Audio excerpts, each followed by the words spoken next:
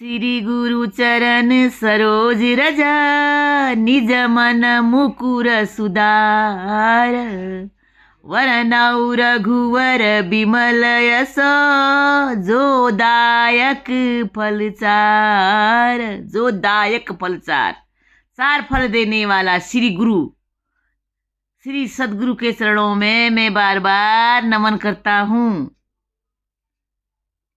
निज मन मुकुर सुधार, मेरे मन के मेले को दूर करने वाला, मेरे निज मन को सुधार करने वाला ऐसे सदगुरु को कोटि कोटि नमन। और चार फल क्या क्या है? धर्म, अर्थ, काम, मोक्ष।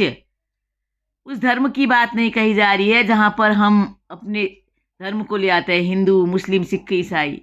धर्म माने जहां पर सब एक दूसरे से प्रेम करते हैं, आपस में प्रेम करते, भक्ति करते चले जाते हैं। असल धर्म का मतलब है कि धर्म जोड़ता है, तोड़ता नहीं है। धर्म माने सारे अच्छे संस्कार जीवन में आना। धर्म माने जो अच्छे कर्तव्यों से करते हुए आगे बढ़ना, अच्छे मार्ग पर, सतमार्ग पर बढ़ना, वही धर्म है। अर्थ, धन संपदा जीवन की जितनी भी है दिखाई दे रही है, ये जिससे हमारा जीवन यापन होता है, वह अर्थ जीवन में आवश्यकता है। काम, जिससे संसार चल रहा है, जिससे ग्रस्त चल रहा है, ग्रस्त जीवन जो ये चल रहा है, जीवन में काम की भी आवश्यकता है, तभी तो ग्रस्त जीवन बढ़ेगा। लास्ट में है मोक्ष। अब धर्म, अर्थ, काम तो सारे संसार के पास है, लेकिन मोक्ष, मोक्ष की प्राप्ति कैसे होगी? जीवन में मोक्ष का होना भी जरूरी है। तो मोक्ष के लिए पूर्ण सदगुरु की आवश्यकता होती है जीवन में। तो मोक्ष अगर चाहिए तो गुरु की शरण में जाना ही, मोक्ष चाहिए तो गुरु की शरण में जाना ही पड़ेगा। तो जो ये आत्मा हमारी जन्म जन्म से बिछड़ रही है, क्योंकि आत्मा तो अजर अमर अविनाशी है, ये कभी मरती नहीं है। ये शरीरों को धारण करती है, ये 84 लाख योनियों में जाती है, लेकिन सबसे श्रेष्ठ योनि मनुष्य योनि में जब आती है तभी इस आत्मा का कल्याण हो सकता है। भगवान कृष्ण ने कहा ये आत्मा तो मरती नहीं है, जन्मती नहीं है। आज मेरा सदगुरु भी यही कह रहा है कि ये सारे शरीरों में जाती है।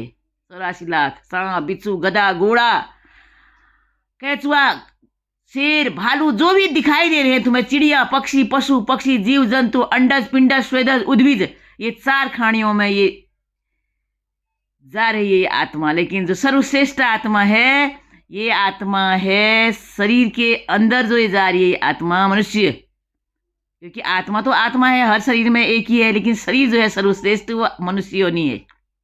बुद्धि, बल, विवेक जिसे दिया गया है, तो इसका कल्याण कर लो, मोक्ष प्राप्त कर लो जीवन में इस परमात्मा के दर्शन करके। अब दर्शन कोई कहता है किसने देखा? भगवान। क्यों नहीं है? रहता था सदा पास में, लेकिन छिपा हुआ करके दया दयाल ने पर्दा हटा दिया। ये पास में रहता है ये ईश्वर, लेकिन जब दयाल सदगुरु कृपा करते हैं तो पर्दा हटा देते हैं।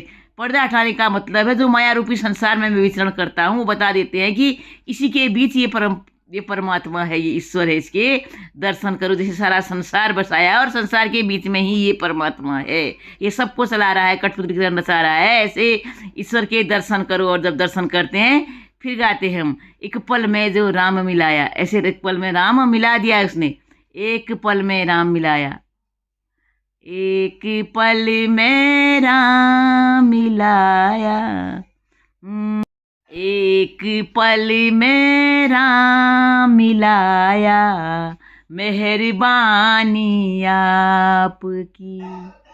मैं तो इस काबिल कहाँ था, मैं तो इस काबिल कहाँ था, कदरदानी आपकी। एक पल में राम मिलाता है ये मेरा एहसास है, ये मेरा अनुभव है, ये मेरी आंखों का नज़ारा है, जो हर समय अंग संग में बसा हुआ राम, रमा हुआ राम कहते हैं। इसके दीदार केवल पूर्ण सदगुरु ही कराता है। और डंक की चोट कहती हूँ, ये परमात्मा सर्वव्यापी है, ये सभी कहते हैं और मैं भी कह रही हूँ और देख भी रही हूँ। सर्वव्यापी है, कण कण में है, रोम रोम में है, हर घट में है, अंतर्यामी है।